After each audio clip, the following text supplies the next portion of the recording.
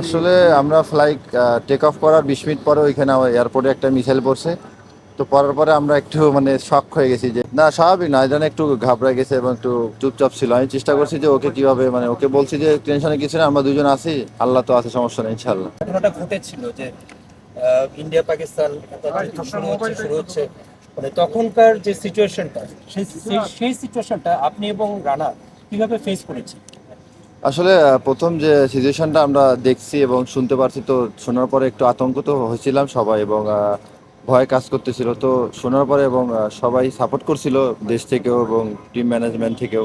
তো বিসিবি থেকে অনেক খোঁজ খবর নিছে আমাদের সব সময়, এবং পিসিবি এবং পিএসএল টিম থেকে অনেক খোঁজ খবর নিছে যে আমরা ভালো আছি কিনা, তো এই আর কি। যেদিন আপনারা ফ্যামিলির PCB সাথে কথা হচ্ছিল যে না, মানে বাসা তারা কি বলছিল, আসলে খুব দুশ্চিন্তায় নিশ্চয়ই তাদের সময়গুলো যাচ্ছিল। এবং এই অভিজ্ঞতা তো এবারই প্রথম তো। আসলে ফ্যামিলি তো সবসময় টেনশন করে বাইরে থাকলে, তো নর্মালি যখন শুনবে যে আশেপাশে এরকম মানে যুদ্ধ হচ্ছে, তো নর্মালি টেনশন করবে। তো চেষ্টা করছি যত ভালো রাখার জন্য, যে ভালো ভালো পজিটিভ কথা বলার জন্য, যেন টেনশন না করে এতটুকু। নাহিদ রানা ছিলেন একটু তরুণ, আপনি তার কিভাবে হেল্প করেছেন মানুষ?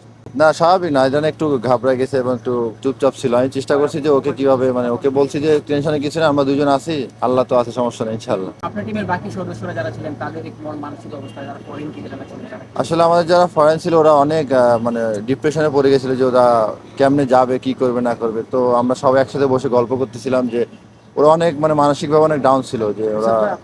শেষ করে আসার পর শুনেছেন যে ওখানে একটা ঘটনা ঘটেছে, এটা শোনার পর কেমন লাগছে যে আসলে আমরা ফ্লাইট টেক অফ করার 20 মিনিট পরে ওইখানে এয়ারপোর্টে একটা মিসাইল পড়ছে। তো পড়ার পরে আমরা একটু মানে শক হয়ে গেছি যে হয়তো বা আল্লাহ ভালো চাইছে দেখে আমরা দেশে ফিরে আসছি, আলহামদুলিল্লাহ। রিশাদ, এরপরে তো পাকিস্তানের সিরিজ হোক না হোক, আপনার যদি পরবর্তীতে আবার পাকিস্তান যাওয়ার অপরচুনিটি আসে, মানে সেই ভয়টা কাজ করবে কিনা যাওয়ার ক্ষেত্রে? না, স্বাভাবিক, এরকম হলে একটু ভয় কাজ করবে। তো সিচুয়েশন হিসাবে দেখা যাবে যে যাবো কি যাবো না ইনশাল্লাহ। PSL এর বাকি অংশ খেলার ইচ্ছা আছে? খেলার তো ইচ্ছা সবসময় আছে। শিফট হয়ে যদি দুবাইতে আসে বা যদি এটা কন্টিনিউ হয়, তাহলে ইনশাল্লাহ চেষ্টা করবো আবার যাওয়ার। সেক্ষেত্রে কি আপনাদের কাছ থেকে বোর্ডের সঙ্গে যদি কথা বলে আপনার বাংলাদেশ ক্রিকেট বোর্ড যে পাকিস্তানের যে সিরিজটা সেটা পাকিস্তানে নেওয়া হয়, দুবাইয়ে হওয়ার কি কোনো পরামর্শ আপনারা বোর্ডকে দিবেন? আসলে আমাদের পরামর্শ দেওয়ার কিছু নাই, জাস্ট সবাই সিচুয়েশন দেখছে এবং সবাই বুঝতেছে সিচুয়েশনটা কি, এবং সবাই সোশ্যাল মিডিয়া ফলো করে। তো চেষ্টা করবো যে সবাই আন্ডারস্ট্যান্ড মানে সবকিছু ব্যাপার নিয়ে। ওভারঅল আপনার পারফরমেন্স নিয়ে কি বলবেন? এটা ভয় কাজ করছিল নাকি? আসলে ভয় ভয় দেখেন, স্বাভাবিকভাবে সবাই একটু আতঙ্কিত হবে, স্বাভাবিক। দেশের বাইরে গেছি এবং আহ, আমাদের চেয়ে সবচেয়ে ভয় ছিল মানে বাংলাদেশের মানুষ। তো আমরা সবার কাছে কৃতজ্ঞ যে সবাই আমাদের জন্য দোয়া করছে, আমরা ভালো ভালো ফিরে আসতে পারছি, আলহামদুলিল্লাহ। এসবে এই ঘটনার আগে আসলে এই পিএসএলটা আপনি প্রথমবারের মতো ফ্র্যাঞ্চাইজি ক্রিকেট খেলতে গেলেন দেশের বাইরে, আসলে অভিজ্ঞতাটা কেমন ছিল প্রথমবারের অভিজ্ঞতা?